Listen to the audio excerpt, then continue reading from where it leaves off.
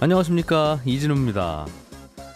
코로나19로 자영업자들이 위기를 겪고 있는데요. 요즘에는 그러다 보니 장사 안 되는 가게 제가 팔아드리겠습니다, 또는 권리금이 싼 좋은 가게가 나와 있습니다, 이런 식으로 접근해서 피해를 입히는 창업 컨설팅 업체들도 기승을 부리고 있습니다. 오늘은 한 창업 컨설팅 업체에 위장 취업을 해서 그 내막을 속속들이 취재한 기자가 있어서 이분 모시고 창업 시장의 요즘 문제점들 좀 생생하게 들어보겠습니다. 우리 생활을 편리하게 해주는 인류의 발명품들 중에서 뭐 하나라도 없는 걸 지금으로서는 상상하기가 어렵죠.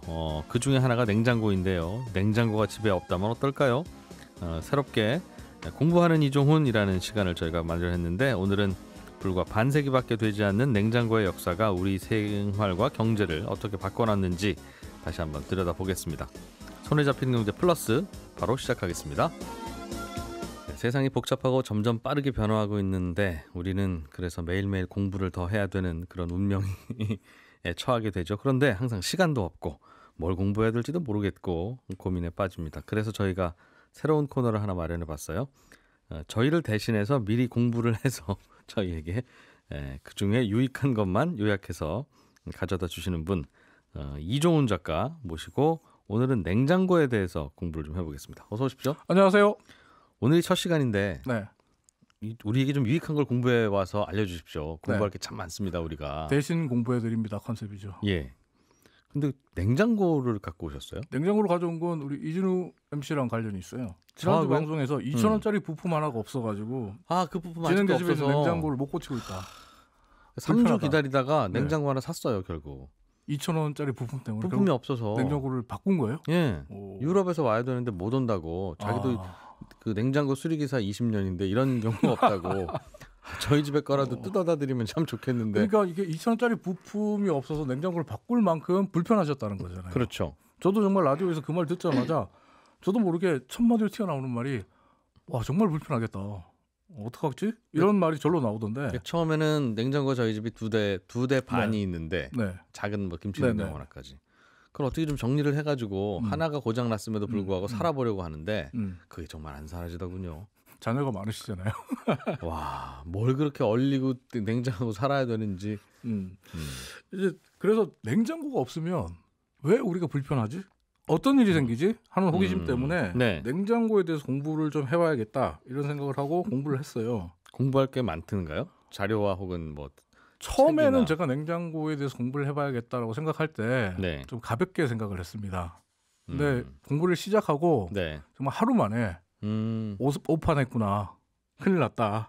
정확히 제가 시간을 재보지 않았습니다만 하루에 거의 6시간씩 네. 30시간 이상 공부했던 것 같아요. 거의 입시 공부하듯이. 냉장고에 대해서? 예, 저녁 8시가 되면 제가 저녁 먹고 나서 방에 들어가서 네. 제 방에 들어가서 새벽 2시가 넘어서 기침했을 정도. 무슨 책이 그렇게 있어요? 아니 뭐 책은 일단 참고로 제가 본 책은 헬런 피빗이라는 사람이 쓴 냉장고 역사를 통해 본 필요의 탄생 이런 네. 책, 그리고 톰 잭슨이 쓴 냉장고의 탄생, 그리고 국립 아시아 문화재단 전당이 쓴 냉장고 프로젝트, 이렇게 3권의 책을 읽었고요. 근데 학술지에 게재된 무역 관련 논문들을 좀 많이 읽었고 네. 한 3-4편 읽었고, 또 인터넷 검색을 하면서 기사와 참고 자료들을 읽는 데 주로 시간을 썼는데 참고 자료 같은 경우도 1800년대 중후반의 무역 거래, 미국과 유럽의 무역 거래 이런 걸 살펴보다 보니까 시간이 굉장히 많이 걸리더라고요.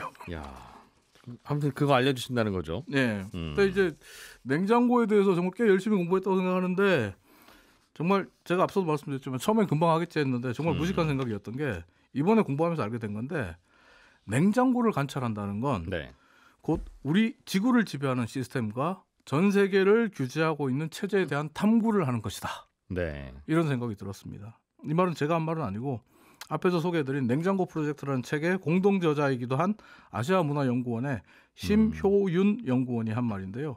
정말 이번에 공부하면서 느낀 게, 우리 지구는 눈에 보이진 않지만 콜드 체인으로 완전히 뒤감겨 있다. 이런 생각을 했어요. 그러니까 냉장고가 지구를 지배하는 시스템이고 규제하는 체제다. 네. 냉장고라는 사슬에 콜드 체인이라는 사슬에 지구가 묶여 있어요. 무슨 말인지 잘 모르겠는데 왜요? 왜 그런지 냉장고 문을 한번 열어보시면 압니다. 냉장고 열어보면. 참고로 제가 어제 저희 집에 있는 냉장고 문을 열어봤거든요. 네. 그랬더니 안에 이제 아이들 먹을 바나나 있고 망고 있고 파인애플 다 열대과일이잖아요. 아이들한테 돈 많이 쓰시는군요. 아이들에게는 아끼지 않습니다. 네. 예. 그리고 노르웨이산 냉동 고등어 있고요. 음. 그리고 국거리용 호주산 쇠고기 있었고 네. 냉동 만두를 비롯한 각종 냉동식품들이 있더라고요. 음. 근데 가장 좀 보태면 우리 집 냉장고 안에 무역을 통해서 세계 각지에서 온 식품들이 다 들어있는 거예요. 그렇죠, 그렇죠, 그렇죠. 이건 냉장고 덕분에 가능한 일이죠. 그러니까 냉장고가 없었으면 필리핀산 망고가 우리나라에 올 리가 없다. 그렇죠. 필리핀산 뭐 바나나가 저희 집에 있을 리가 없고 호주산 소고기가 왜 있겠습니까? 오기도 어렵겠네요. 오기도. 노르웨이에서 고등어를 왜? 두어 달 배 타고 와야 되니까. 네. 이게 다 냉장고 때문에 가능한 일이거든요. 그래서 예. 이제 이번에 공부하면서 보니까 냉장고에 대해서 연구한 경제사학자들이나 역사학자들 같은 경우에 냉장고의 발명, 냉장고의 탄생은 인류의 경제 활동과 생활 방식을 완전히 뒤바꿔 놓은 역사적인 대사건이다. 이렇게 평가를 하더라고요. 냉장고가 생긴 덕분에 무역이 이렇게 활발해지고 네. 무역이 활발해지니까 이것저것 또 서로 교환도 하면서 발전도 하고. 냉장고가 없던 시절에는 특히나 이제 농수산물 예. 그리고 육류, 유급 유제품들 이런 네. 것들은 무역에서 크게 비중을 차지할 수가 없었어요. 오갈 수가 없었겠네요. 그렇죠. 오면 상하고 가면 그렇죠. 비틀어지고 이러니까. 가져가면 망하니까. 냉장고는 언제부터 그럼 우리가 쓰기 시작한 겁니까? 이 석빙고 같은 거는 아니고요. 석빙고 같은 옛날 우리 선조들이 쓰던 냉장고는 아니고 얼음을 만들 수 전기 있는. 꽂아서 쓰는 거. 네, 현대식 개념의 냉장고는 1862년에 제임스 해리슨이라는 사람이 처음 발명했다. 이렇게 보는 게 정설인데 네.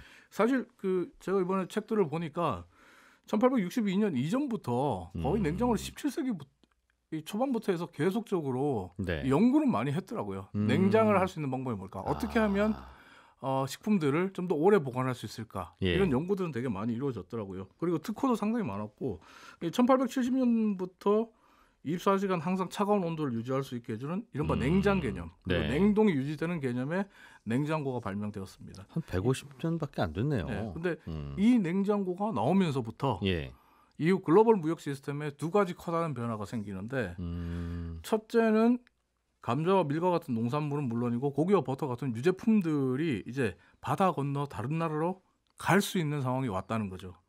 냉장고 덕분에. 1870년대 후반에 암모니아 냉각기를 탑재한 증기선인 파라가이호가 네. 증기선 파라가이호가 아르헨티나로 가서 5,500마리의 양고기를 네. 도축을 해서 냉동합니다.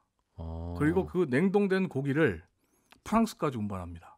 근데 이게 역사적인 사건인 게 이 파라과이호 이전에 네. 아르헨티나에서 양고기를 수입하려면 어떻게 해야 되냐? 양을 배에 실어서 왔어야 돼요. 살아있는 양을. 네.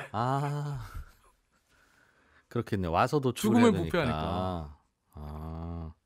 그리고 얼마 뒤인 그 스트레스 스레븐호가 이 호주에서 양고기와 소고기 40만 톤을 네. 그 냉동해서 영국 런던까지 운반을 하게 되는데 영국 현지가 난리가 난 거예요. 런던이 냉동고기라는 새로운 세상에 열광하게 됩니다. 이게 당시로서는 상상도 할 수 없었던 대사건이라고 하는데 꽤 저렴하게 들어왔나 봐요. 그런 저렴하니까 들어왔겠죠. 냉동했고 네. 그리고 실제로 호주라든지 아르헨티나 같은 경우는 이 나라 같은 경우는 자국에서 생산되는 이 소고기랑 양고기가 다 처리가 안 되는 상황이었거든요. 남죠 거기는. 근데 이걸 돈으로 바꿔준다는 거잖아요. 그러니까 싼 값에 주는 거죠. 어차피 다 못 먹을 거. 못 먹고 버려야 되는데. 실제로 이번에 냉장고에 대해서 공부를 하다 보니까 과거에 전 세계가 음식을 서로 나누던 예. 그런 문화와 그 역사를 갖게 된 배경이 네. 갖고 있으면 썩어버리니까. 저도 그 얘기 들은 적 있어요. 네. 그러니까 인류의 발명품 중에 가장 훌륭한 게 냉장고인데. 네. 근데 냉장고가 발명되고 나서 이웃끼리 음식을 나누지 않게 되더라. 그렇죠. 네. 근데 이제 아까 말씀드린 호주와 아르헨티나 같은 경우는 어떻게 보면 버리거나 썩어서 없어질 고기를 돈으로 바꿔주니까 예. 싼 값으로도 넘깁니다. 반대로 이 고기를 받는 파리와 런던의 고기 판매업자들 같은 경우에 대단히 싼 값의 고기를 받아와서 네. 좀 많은 마진을 남기고 팔 수 있는 거예요. 근데 네. 소비자들도 더 싸니까 만족하는 거죠. 그러니까 너도 나도 이 사업에 뛰어듭니다. 그러면서 1900년에 전 세계를 오가는 냉동 화물선이 350대까지 늘어났다고 합니다. 여기저기서 싼 고기 싣고 와서 팔려고. 네, 그러면서 고기와 유제품, 농산물의 무역 규모가 커지게 됐다는데, 근데 이제 그 여담입니다만 좀 안타까운 게 이것 때문에 힘들어진 사람도 있다 그래요. 때때로 이제 영국에서 소 길러서 잡던 사람들은 힘들어졌겠죠. 그 사람들은 가격 결정력을 잃어서 그렇겠죠. 가격을 담합하거나 아니면 가격을 자기들이 결정했는데 그 부분이 좀 힘들었고 더 힘든 건 때때로 이제 기술의 혁신이 정말 가난한 사람들, 없는 사람들을 힘들게 만들잖아요. 이게 어떤 일을 만들었냐면 냉동 기술이 생기면서 호주, 아르헨티나에 남는 고기를 받던 빈자들, 가난한 사람들. 거기에서 고기를 이제 어차피 버리는 도축하고 고기니까. 버리는 고기, 그런 게 없어졌다. 뒷고기 그렇죠. 같은 것들을 네. 이제 받지 못하니까 생활고에 시달리게 됐고 또 반대로 파리와 런던의 빈민들 같은 경우에 거기는 또 좋아졌겠네요. 그런 고기가 없는 거죠. 거기도 도축업자들이 버리는 고기들이 있었으니까. 냉장고 때문에. 예. 냉, 냉동 기술이 발전하면서 이제 버리는 고기가 없어지니까 버리는 고기 고기로 생활을 하던 빈자들은 힘들어졌다. 이렇게 얘기를 하는데 어쨌든 이 냉동 화물선이 늘어나면서 네. 고기와 유제품, 농산물의 이 무역 규모가 커지게 됐고 또 냉동 기술이 생기면서 물고기를 잡는 어부들이 더 먼 바다로 갈 수 있게 됐습니다. 고기 잡아서 냉동시키면 냉동시키면 되니까. 예전에는 빨리 돌아와야 됐는데 네.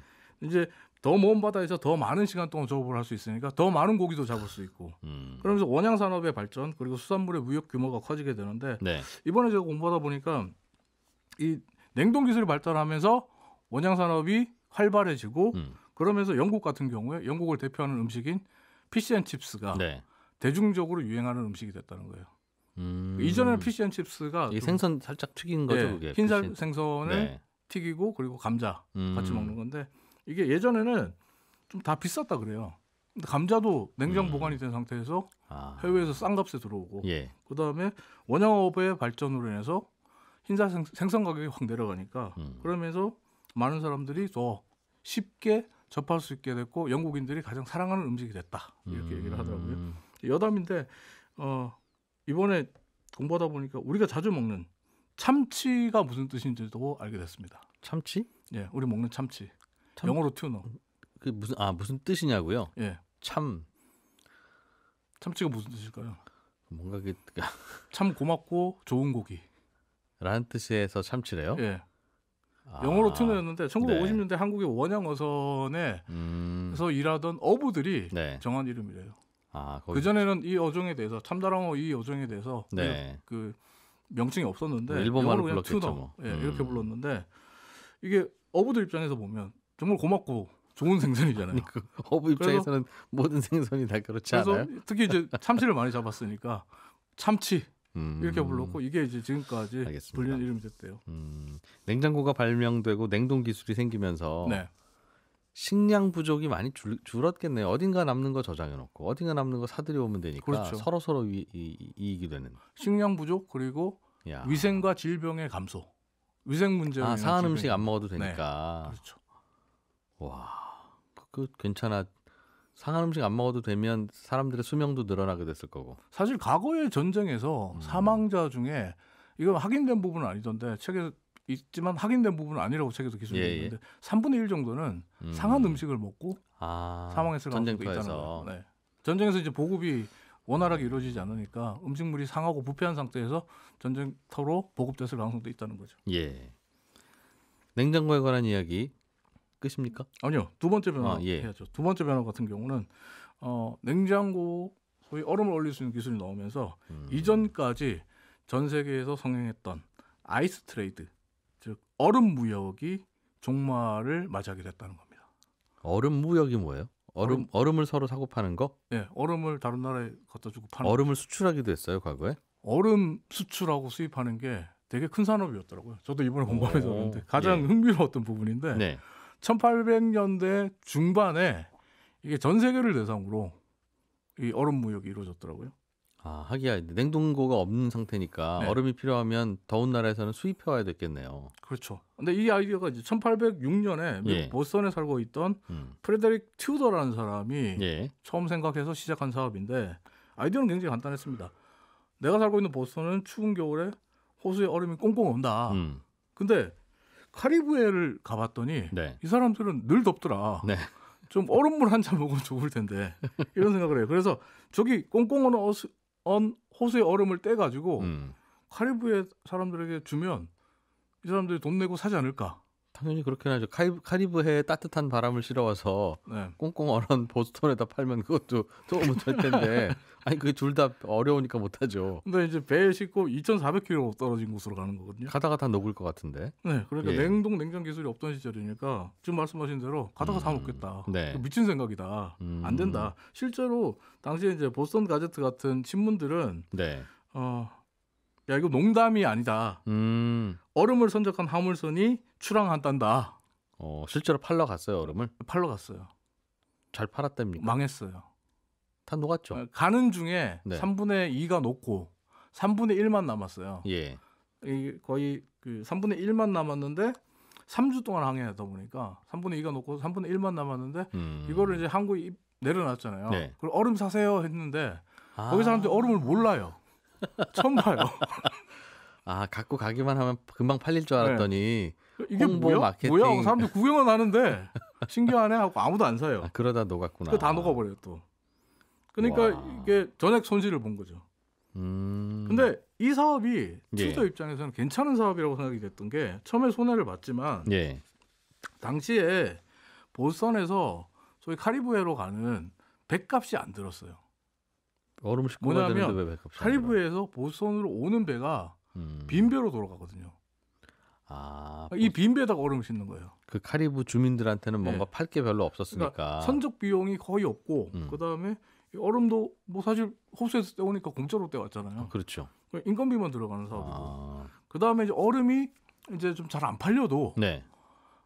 뭐 어차피 드린 돈 없으니까. 아니요. 그 얼음을 이제 남은 얼음에 이제 그 열대 지방 과일 같은 걸 담아 오면 뉴욕이라든지 보스턴에서 잘 팔리는 거예요. 처음 보는 과일이 오는 거예요. 그러니까 얼음을 일단 그 나라 따뜻한 나라로 수출을 하고 그 나라에서 얼음을 먹지 않더라도 그 나라산 과일을 다시 거기 실어가지고 보스턴 같은 거로 네. 싣고 올 때는 얼음에 담아오면 한 10배 정도의 마진을 남기고 팔더라고요. 그래서 오히려 이제 왔다 갔다 하면서 예. 돈을 양쪽으로 벌 수 있는 구조를 만든 거죠. 그래서 이제 튜더가 1833년에는 인도까지 얼음을 수출합니다. 그 당시에도 냉동고는 없었던 거죠. 없었죠. 그냥 얼음이 싣고 가고 덜 녹으면 녹기를 녹고 덜 녹기를 바라면서 보스턴에 당시에 이제 목재업이 성행했는데 톱밥을 가지고 보냉제를 만들어 가지고 최대한 좀 덜 녹게 하려고 했다 그래요.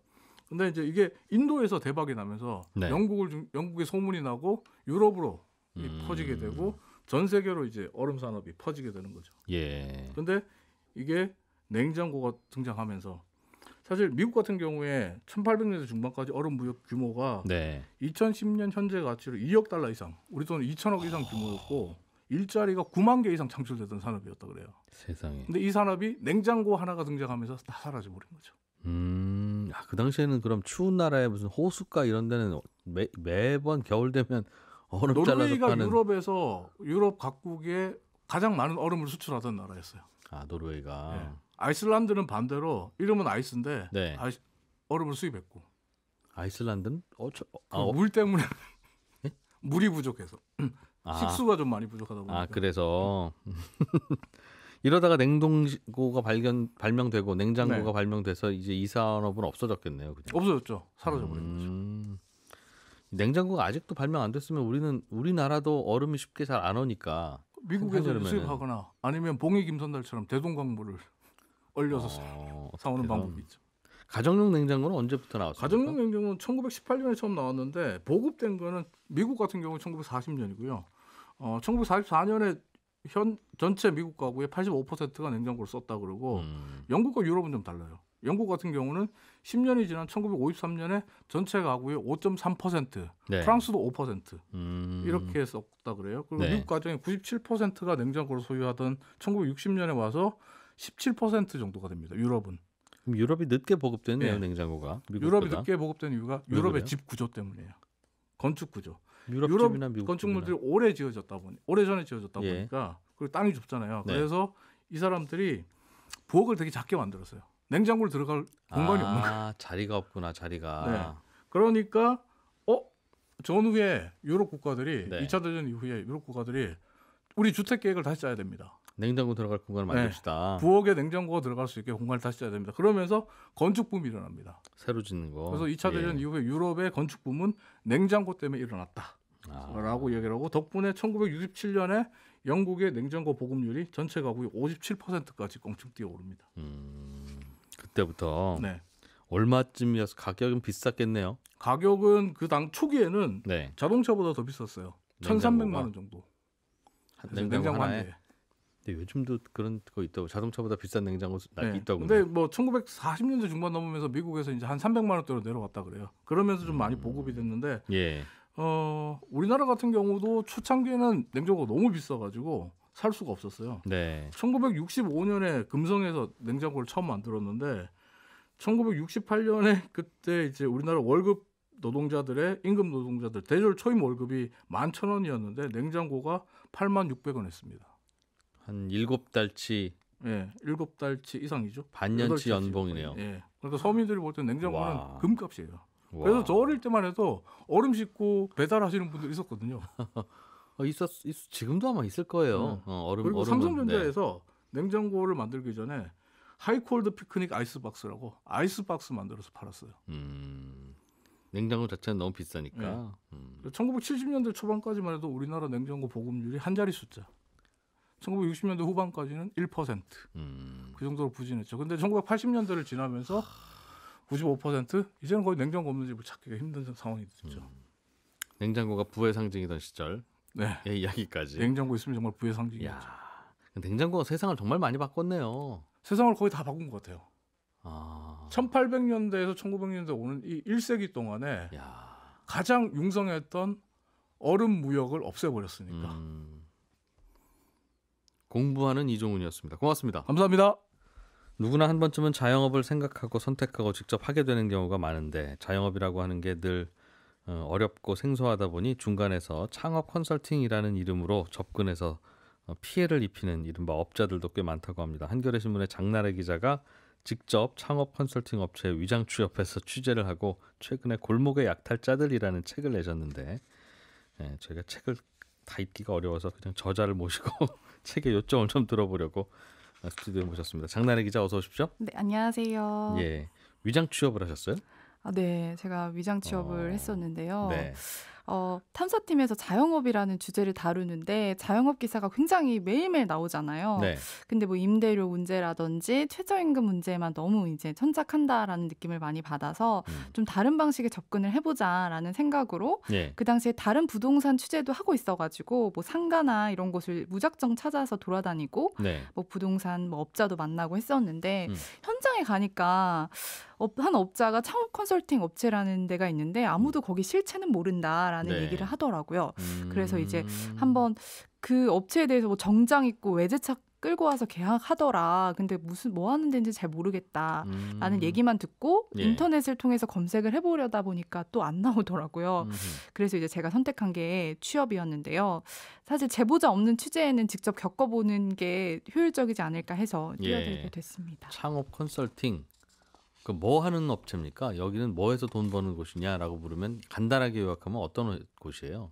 여기는 권리금이라는 거를 이용해서 예. 차액으로 그 이익을 실현하는 것인데 쉽게 표현을 하면 가게를 매매를 하잖아요. 예.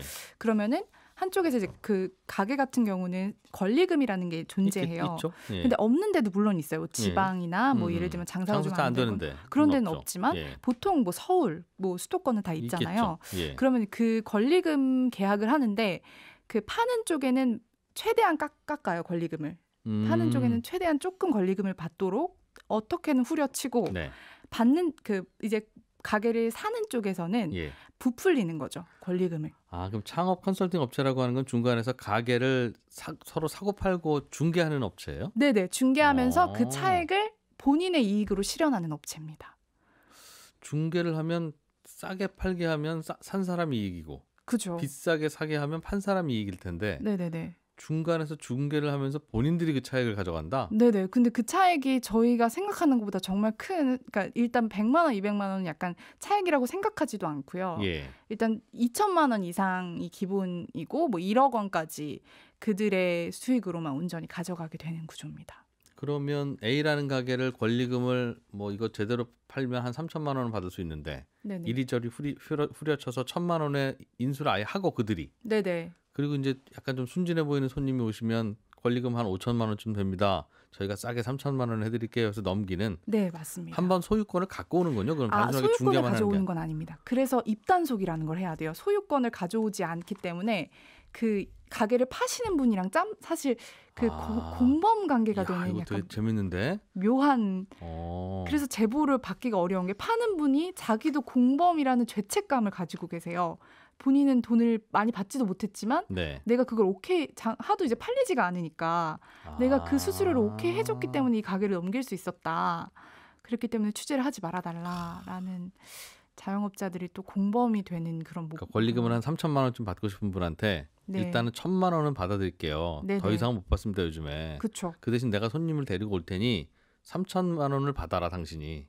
그리고 2천만 원 차익은 나한테 줘라. 그렇죠. 보통 뭐 차익이 더 많은 경우도 있고요. 그게 이제 그거를 미리 안 알려주고 차익을 얼마나 받든 당신은 신경 쓰지 마시라 이런 식으로 접근을 해서 그게 이제 나중에 계약서 당시에 알고 나서 계약을 안 하려고 하면 당신 이거 아니면 못 판다. 어떻게 하실 거냐.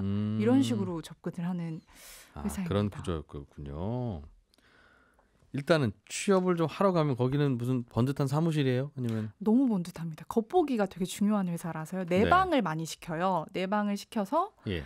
회사가 되게 정장을 다 입고 출근을 시킨 다음에 다 어떻게 일하는지 보여주고 강남에 그 강남역 근처에 네. 좋은 빌딩에 네. 사무실을 얻어놓고 거기에 회의실을 다 마련을 해놔서 그쪽으로 이제 고객들을 모시게 되는 가게를 사실 분 또는 파실 분을 다 네네네 다 거기서 모시고 우리가 되게 전문적인 업체다. 네. 그리고 손님을 모시러 갈 때도 항상 외제차를 이제 외제차라는 아까 그 네네. 얘기가 나왔던 것도 예. 외제차를 직접 끌고 가서 우리가 되게 있어 보이는 업체처럼 사실 뭐 되게 믿음직하다라는 상담은 걸 사무실에서 그렇죠. 예. 그렇게 진행을 했습니다. 바로 가서는 합격하셨어요? 취업은? 네, 사실 그게 어렵지가 않더라고요. 면접만 한번 보고 그냥 네. 바로 출근을 했습니다. 월급은 없어요. 월급이 없기 월급이 때문에 없으니까 취업이 잘 되는데. 그렇죠. 그러니까 공식적인 기본급이라는 개념이 없고 예. 이게 한 건당 계약이기 때문에 이 계약에 목숨을 걸 수밖에 없습니다. 중간에서 차익을 만들면 그렇죠. 한탕을 하면은 이게 엄청난 돈을 받는 거기 때문에 그걸 한탕을 하지 않으면 월급이 없습니다. 그러면 예를 들면 한탕을 했다. 네네. 중간에서 그럼 이리저리 해가지고 한 2천만 원을 차익을 생겼으면 네네. 장날의 대리님이었어요? 뭐 과장님 과장으로 취업하셨어요? 장날의 과장님한테는 얼마가 근데 사실 떨어집니까? 그게 또 팀장으로 가야 되는 이유가 되기도 하는데 그 2천만 원에서 33%를 회사에서 떼어갑니다. 네. 그 어쨌든 사무실을 대여하고 네네. 하니까 예. 그리고 그 나머지 중에 70%는 또 팀장이 떼어갑니다. 장날의 과장님의 윗사람이? 네네네. 저희 그분은- 같은 팀이 있거든요. 그분은 뭘 했다고요? 그분은 팀을 운영하는데 그분이 뭐 예를 들면 제가 혼자 다 못할 경우에 같이 뭐 매장도 구해주시고 뭐 이런 중요한 역할을 하긴 하거든요. 예, 예. 그래서 그분은 2년 이상 이제 일을 하게 되면 팀장 심사를 봐서 팀장이 네. 될 수 있고 그다음에 이제 30%를 제가 받아가는 그런 구조였습니다. 그렇군요. 알겠습니다. 3대 5대 2로 나누는군요. 네네. 3은 회사가 가지고 가고 5는 팀장이 가져가고 2는 과장님, 장날의 네, 과장님이 가져가시고. 맞습니다. 그렇군요. 그런 분들이 많았겠어요? 창업 컨설턴트라고 불립니까 그런 분들이? 네네 그런 분들이 어. 저희 그 회사만 해도 200명이 넘었고요. 예. 네, 정말 많이 있었습니다. 가면 어떤 일을 합니까? 취업해서 가면. 가면은 일단 교육을 받아요. 제가 이제 아무런 경력이 없다고 이제 기재를 했었는데 예. 전문가인 척을 하라는 교육을 받습니다. 왜냐하면 이게 프리랜서기 때문에 월급을 한 푼이라도 벌려면은 일단 팔 매장 자체를 구해야 되잖아요. 예. 그럼 그 매장을 전화를 돌려서 구하거든요. 그냥 자영업자들 번호를 쭉 받아서 예. 전화해서 가게 파실 의사 있냐 이런 식으로 어. 접근을 예. 하기 때문에 그중에 이제 장사가 안 되는 곳일수록 팔 의향이 있을 거 그렇겠죠. 아니에요. 무작위로 전화하는군요. 네, 무작위로 예. 전화를 해서 이제 권리금을 후려치는 방법을 배우게 되는 그런 상황이었습니다. 얼마에 좀 팔고 싶습니까 권리금을? 네네네. 그럼 뭐 예를 들면 저 한 5천쯤 받고 싶어요.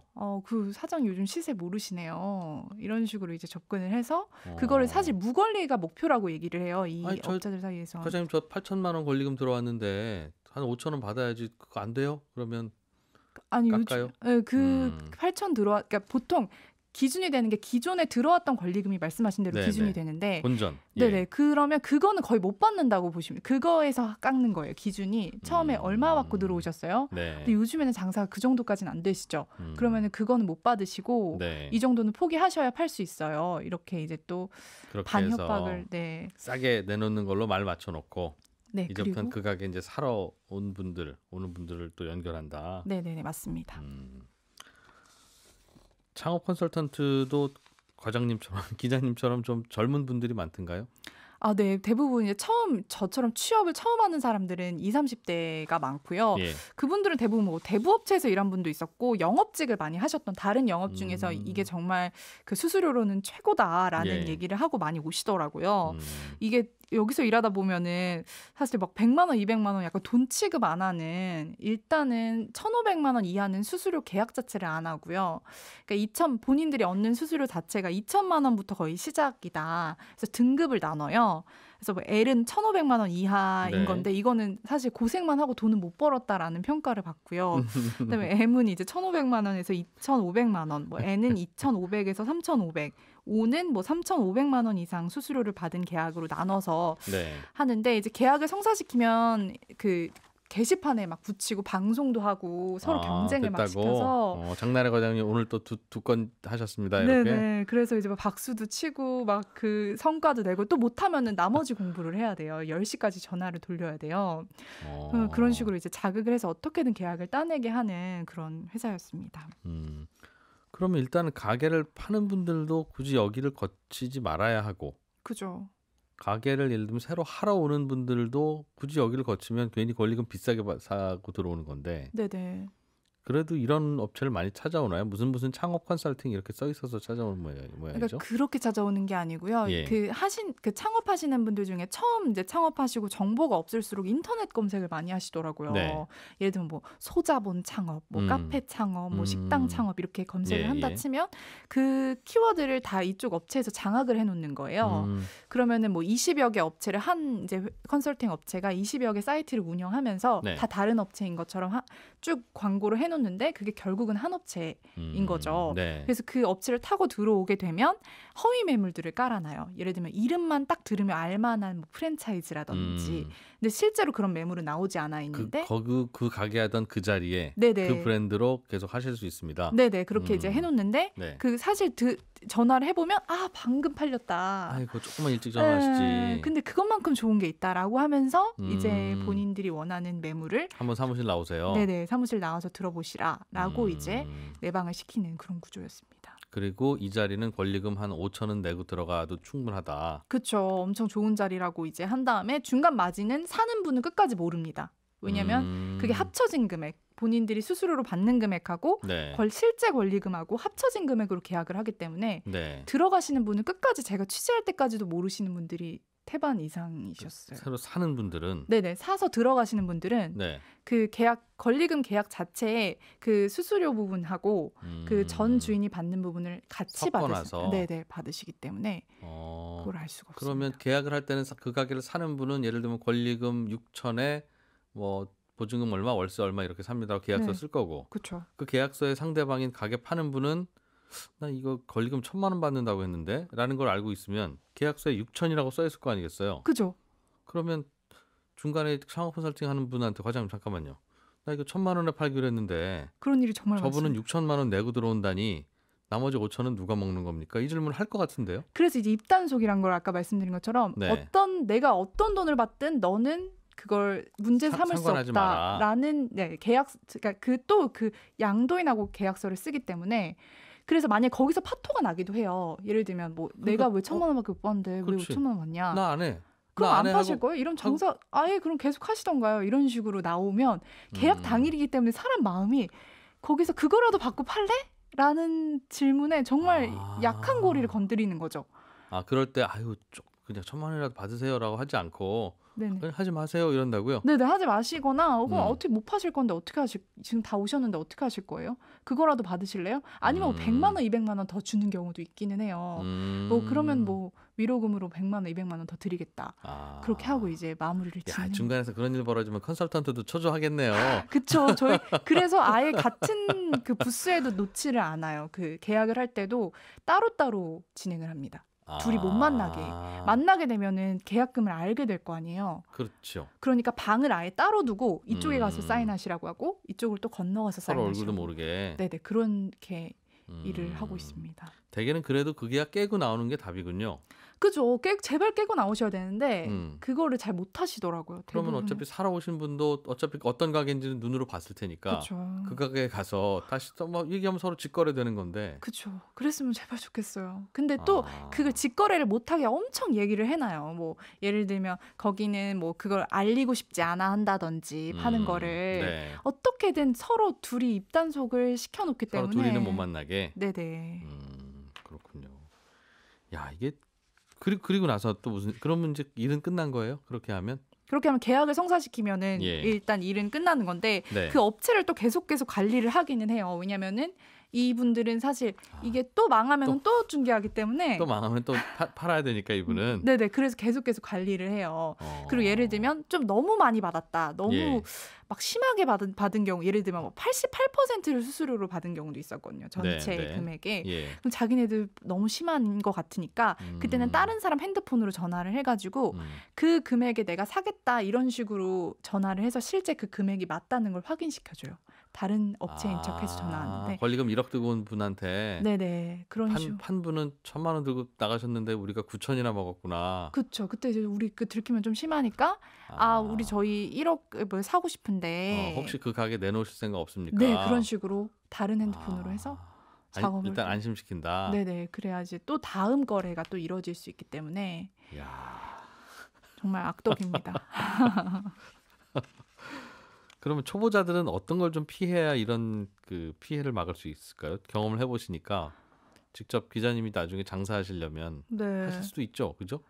근데 저는 하고 싶은 마음이 저도 되게 이분들 말을 듣고 보면 되게 빨려 들어가요. 정말 잘 될 것 같고 막 대박 날 것 같고. 네.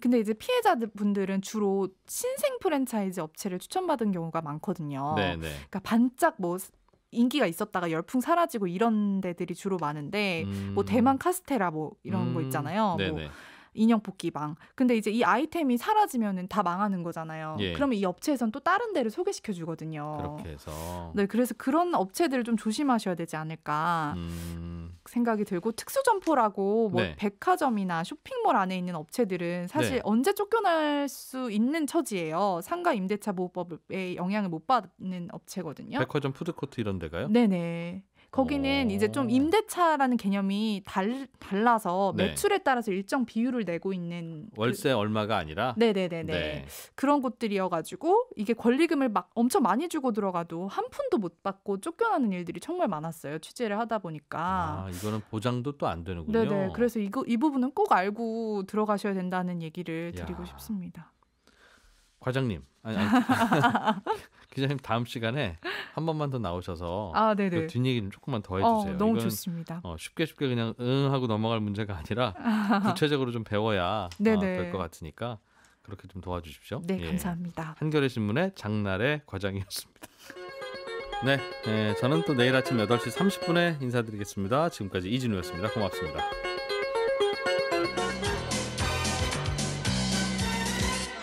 더 깊고 더 재미있는 경제 이야기. 이진우의 손에 잡히는 경제 플러스.